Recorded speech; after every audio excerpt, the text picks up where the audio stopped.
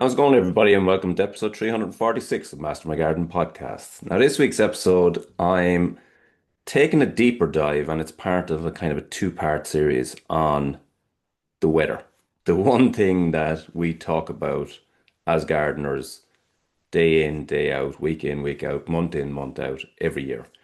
And for good reason. It significantly, you know, impacts the jobs, the timings, the success, the failures. It has and contributes so much to, outcomes in gardens and what we can do in gardens, when we can do things in gardens, and it is intertwined completely and utterly. But the long dry period, which has somewhat broken in that we've had some periods of like we had really heavy rain during the week for a few hours, which filled up my water tanks off the side of the polytunnel, which was very, very welcome. But still, when I look at the ground and the raised bed, it's still dry as a bone, So, and we've had a touch of rain today, we've had a touch of rain yesterday and the day before, but nothing significant in terms of, reinstating the moisture that stays in the soil. And so, because that warm period is really fresh in our mind, we're questioning things, and I've sort of gone down a rabbit hole of looking at this, and I suppose the question is the weather really changing, or is it that, you know, we we live in the moment that we're in. We can think about what's happening now.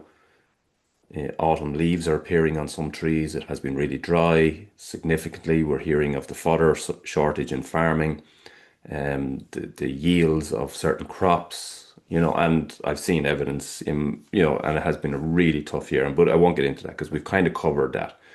But then if we go back to last spring, it was, really, really wet. And, you know, so like what is really happening?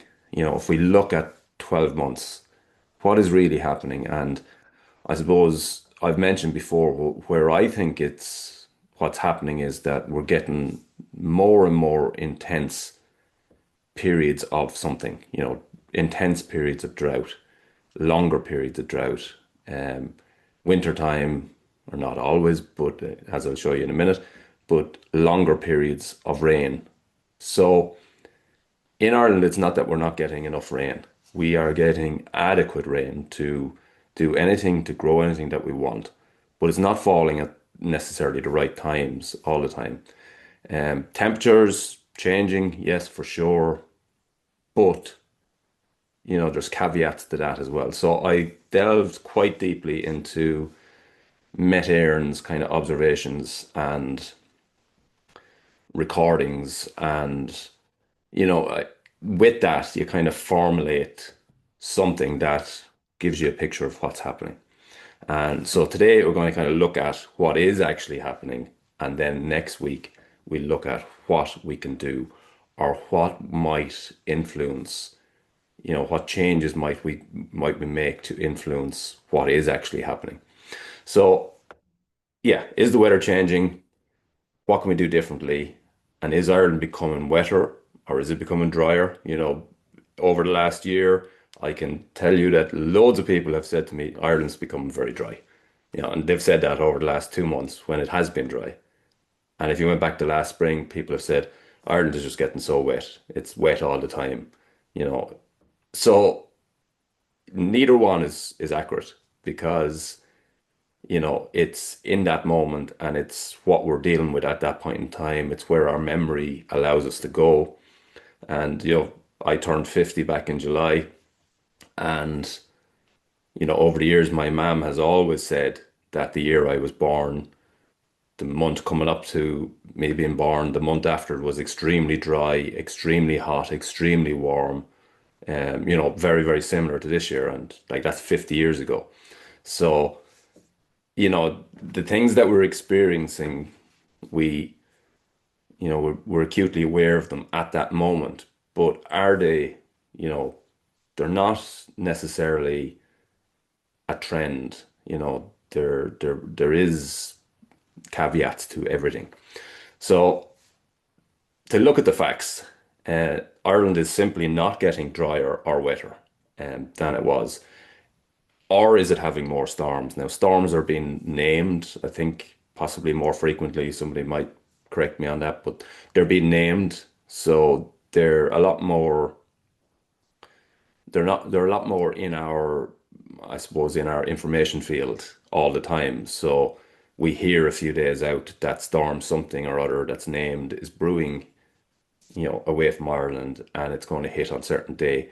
And on the run up to that, we have dramatized, well, maybe that's not the right word, but we have documented progress of said storm coming towards Ireland and then hitting or not hitting. And we have had significant storms, Dara, uh, Owen, all those storms over the last 4 or 5 years that have caused significant damage, and some of which have been the strongest storms that have ever hit the country and have been detrimental, to forestry, to gardens, to property, and all of those things. So, but the point I'm making is that they're not, sometimes those storms are being named, but they're hitting Ireland, but certain areas are getting hit bad, other areas are getting very little of an impact from it. But the fact that we're being attuned to it over a period of time coming up to it, it becomes part of our thinking. There is more storms because we're aware of more storms. But if the storm doesn't impact your particular garden, your particular county, your particular province, is it a significant storm, or is it just that you were aware that it was coming? So there is an element of that, I would imagine, as well, where our awareness of these events um, sort of ingrains into us to think there is more storms, whereas it may not actually be the case. So we're going to look at the facts and let's see, can we make sense out of it? And then when we make sense out of it, um, to be honest, I spent so long looking at the figures and looking at the actual facts, and the conclusion at the end of it is still the conclusion I had beforehand. It's the conclusion that I would have mentioned maybe before on the podcast, where we're getting these more intense periods at separate times within a year. And it's the extreme. It's the difference between the really, really wet period and the really, really dry period. And it's navigating as gardeners, that difference and that separation between those 2 points. That's what's dramatic. And that is what is the tricky part. So the facts, definitely we are getting what Met Éireann describes, and they have several different phrases and terminology that they use for this. I'm just going to call them dry periods, but they reference them in three different categories. And as I say, I won't get into one is X amount of days with X amount of rainfall or below X amount of rainfall. And there is more of these prolonged dry periods over the last few years. So there, the facts are that there's more prolonged dry periods over the last few years than there has been for a long time. And there is increasingly intense rain. They're definite facts. 2022 to 2025, Met Éireann says that they're the warmest on record since 1900.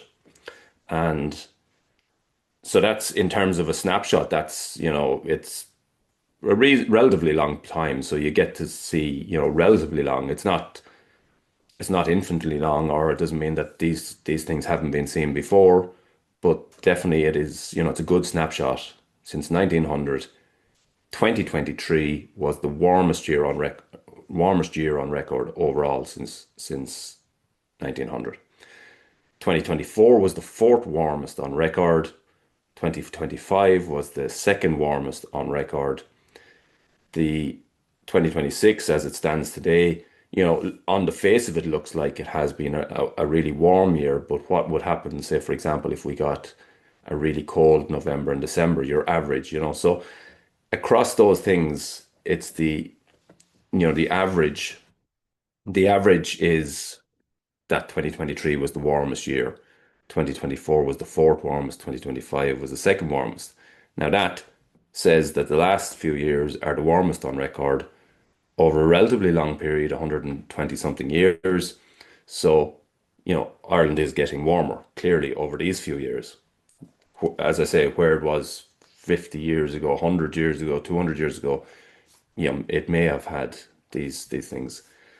But that trend, I suppose, would lead you to think, let's go and plant banana plants there, with the warmest.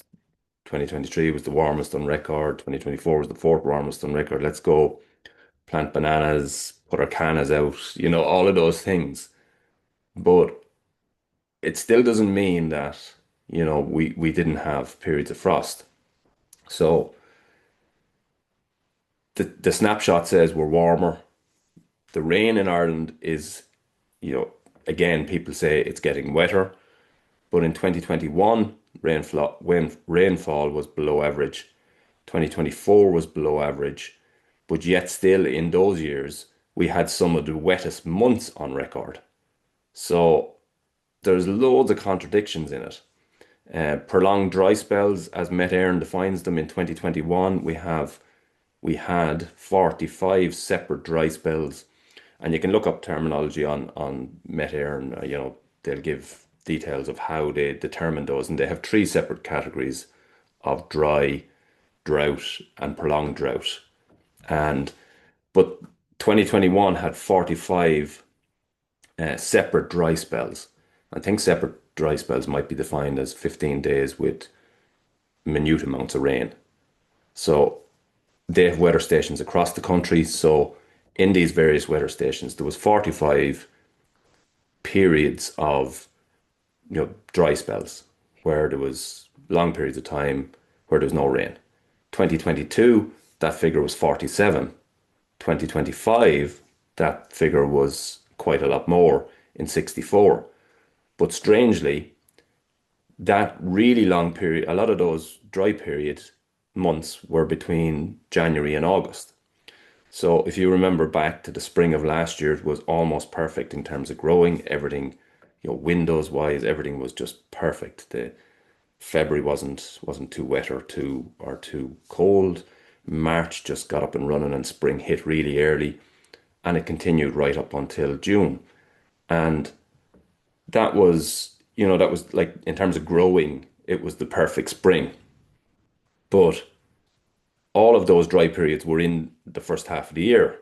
And then 2025, back end of the year, was extremely wet. So, and 2025 turned out to be, checking my figures, the fourth wettest year on record. So we had 64 periods of prolonged dry spells, as Met Éireann described it, but they all fell from January to August. And from then on, the end of the year was extremely wet. Anyone that remembers back to then, we were looking to plant bare root hedging. Everything was just really wet and difficult. And so that, in like 2025 as a year, is a complete contradiction when you look at it. 64 periods of prolonged dry weather, and yet still it's the fourth wettest on record. So that tells us that exactly what I said at the start. I didn't need to delve into all this data to come up with this, but I suppose, to say this with certainty, you need to kind of look at these things. And the certainty is that what is happening is the extremes. The extremes of dry, which we've been having for a long number of years. I can pinpoint, like, back to the start of the podcast, which was 2020. There is these periods of dry weather and warm weather and intensely warm weather, and they last for certain periods of time, and they can be anything from a month up to whatever this current one is. They're long periods. So that is happening. And then the intense rainfall over periods of time and wetter months and wettest months are becoming a feature. So the gap between optimal watering and plants floating down the road are huge. You know, that's where it's at. So it is those differences that are really causing the problem. It's not, it's not that over the course of 12 months, Ireland is so much warmer, drier, or wetter, or windier, but what is coming in more extreme ways. And the gap, where we are used to the gap between those dry periods and those intense wet periods is huge. So, like, that tells us that we need to be more adaptable. Um, we need to, even plant more cleverly in terms of timing, in terms of the plants that we use, the plants that are suitable. That's why I said on, I think it was last week's episode, have a look at what's doing really well in your garden now, and that is going to give you a good benchmark for going forward. So some of these plants that are coping really well with this dry period, this one has been particularly long, but just the same, we have seen that those dry periods are coming pretty regularly, almost every year, at varying lengths of time, at varying, you know, extremes in terms of temperature and in terms of the length of time with no rain. So the plants that are surviving in that and thriving in that dry, really tough conditions are ones that you should be taking note of, and they're ones that we should be including more in our gardens. Takes us back then to planting at the right time. Again, back in the day, when I was learning horticulture for the first time, bedding plants, summer bedding plants were seen as something that was, from mid-May or thereabouts onwards.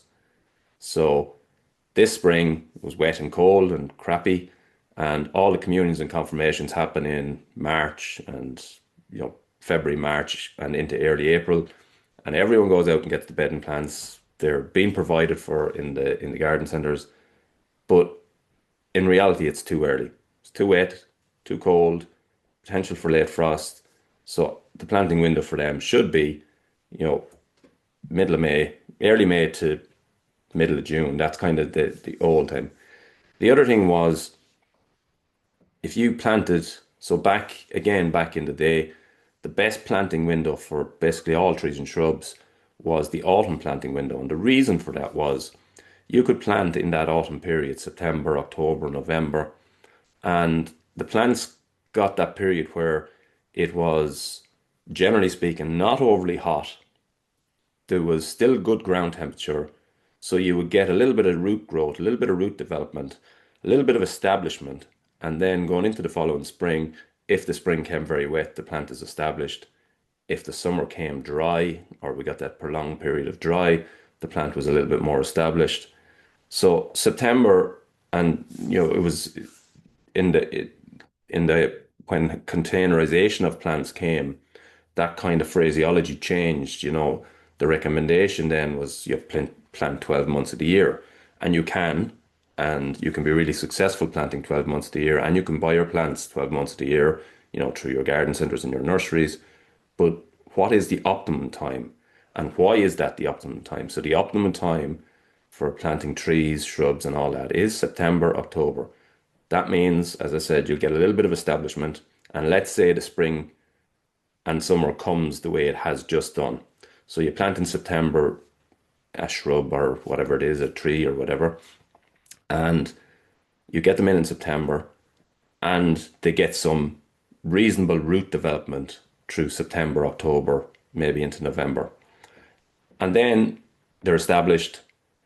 Then the spring comes wet as it did this year. Okay, your plant is already established. During that period, it'll still get established a little bit further. Then your drought period comes that we had this year. But now your roots are much more established. Your plant is much more established, as opposed to that same plant that you bought in, let's say, March, April this year, May this year, planted, and then it got planted, at the very, very start of a long, prolonged drying period that, with the best will in the world, you are not going to continue to water that at the amounts that it's required over the next 2 or 3 months to establish it. So again, it's taking you back to planting at the right time, and or the optimum time. The right time, I suppose, is up for debate. Maybe if you're selling plants, you're going to sell them all year round, which makes sense. But the optimum time to plant stuff is that time of the year. Get that establishment early, if possible. So then the caveat to that, I suppose, is exactly what I said a few minutes ago about 2025 being the back end being so wet, and trying to get bare roots established at that time of the year was really tricky. So, there's caveats to it, but you do need to sort of consider all these things and think about them. And then you go back to the old saying of getting the right plant in the right place. But has that right plant in right place, has that changed? So in other words, 20 years ago, maybe your garden was, you know, not experiencing much by way of wind. So then you could put in a plant that, didn't get much wind, but maybe it's a lot more windy now. Is it a case that there was a certain bank in your garden, a certain area in your garden that used to be, relatively moist or a normal type garden soil, but now through periods of longer weather, through maybe establishment of other trees or something in that area, now has that bank become on the dry side? So now is it, instead of it being, a normal garden soil, is it now a really dry bank? And do you need to change your plant choice to suit that? So we'll get into all of that in the next episode. But definitely the questions we need to ask are changing, in terms of how we can be successful. When it comes to a plant, will it work in my garden? That's what we're asking. Um, Looking at what you've seen over the last 12 months, dry areas, wet areas, will this plant work in here? So if, for example, it's a plant that likes, dry ground, is the area that I'm going to plant it into, was that waterlogged all through last autumn and winter? If it was, then that plant is going to die. So, and as you look at that plant dying in the ground, you'll think, Jesus, the weather's gone terribly wet. But maybe it's just that we're overall we need to get better at gardening. Simple as that. Um, the rain is definitely, over the last 6 months or six or 8 weeks, we've had little to no rain, hosepipe bans, everyone's crying out for water. Most people don't have enough of it. Um, People have basically, stopped doing certain things. I know for me, when I was planning to go away on holidays, I completely wound down sowing. Um, just I couldn't ask somebody to come in and do all that watering while I was away. So I just really reduced everything. And actually, when I came back, I didn't ramp up sowing straight away because it was still too hot and warm. And I'm only now, when conditions are sort of settling a little bit, that I'm getting back to proper sowing now. So I have less crops than I would like at this stage of the year, but that was by design. Um, but it is, it's getting trickier. So we need to kind of think about what is it that we can do, because we're still getting loads of rain. We're just not getting it at the right time. So is there ways of us harnessing, storing, you know, obviously water butts, but in reality, a standard water butt is not going to do much for a garden. It's 200 litres. It's 20 odd watering cans. Most people would, in their gardens, would have that gone in, a proper evening's watering. So, do we need to look at something maybe on a bigger scale? Is there a way of harnessing a couple of thousand liters, maybe underground, or if you have the space in tanks, is there a way of harvesting larger amounts that we can distribute through our garden in the times when we need it? So, because as I said again, it's not, 2025, was it the warmest? Yeah, 2025 was the fourth wettest on record. So it's not that the rain is not falling now, it's just it's falling in different periods. So that's one. our soil, which we talk about quite a lot on the podcast. And even though I talk about it on the podcast, certainly my raised beds have disappointed this year because of the moisture levels. But I think on overall that means that I need to do something with that.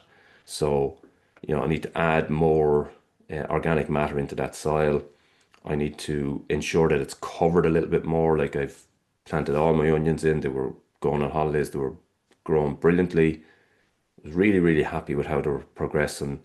And then just they were not able to sustain it over the time. So there was bare ground in between them, too much evaporation, and yeah, there wasn't enough in the soil. The soil wasn't able to hold enough.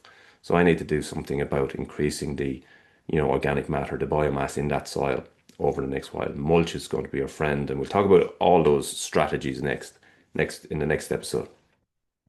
Do we need to, you know, look at again how we're gardening? Do we need to grow plants closer together? Do we need to establish more um, intertwine? Because if you or maybe have plants with cover, so are we putting in plants that will shade out certain beds to allow them to thrive underneath? They're the choices that we need to be thinking of, because that intense heat that we've all experienced over the last 6 or 8 weeks, if you walked in, into a forest, you're several degrees lower, the ground feels colder. There is a little bit of moisture holding in the ground. So, food forests, things like that are performing and outperforming the standard type setup or the standard type garden. So, do we need to just look at that a little bit more? Do we need to tweak those things? Do we need to look at our strategies and build the soil? They're the things that we need to ask. So, it's clear from delving into it. As I said, if you had to ask me to summarize, what we're seeing in the weather, and I've said it several times on various podcasts over the last 5 years, so you can, this is not something that I suppose is new, or I found out any revelations by going through the data on Met Éireann. But when you look at it and you actually see it, it does make it easier to, I suppose, put factual evidence to it, as opposed to this is what I felt. So I felt for the last few years that the extremes are getting more extreme. Those strong winds sometimes are more extreme, but they're not hitting everywhere. The rainfall is getting extreme, but we're not getting it evenly across 12 months. We're getting intense periods of drought, followed by intense periods of rain, even within 1 year, as 2025 showed. Like that's a complete contradiction. 64 periods of prolonged dry weather between January and August. So that's, I think, defined as 15 days with no rain. And then the back end of 2025 is some of the wettest on record. So crazy, crazy extremes. So how do we get some kind of a balance or an equilibrium between the two? That is what we're looking for. Um, so that's what we're going to cover in next week. It's going to be, how we can learn. And I think that is the thing. We do probably need to, I don't know if it's learn, because, if you've been gardening a long time, you will definitely, you know, have seen all this before. Um, but I suppose we've kind of got used to, you know, just this is the plants, these are the plants that are available. I'm going to stick those in because they look good on a given day. And we need to just rethink that. And it definitely reinforces planting at the right time. It reinforces planting in the right place with the right plants.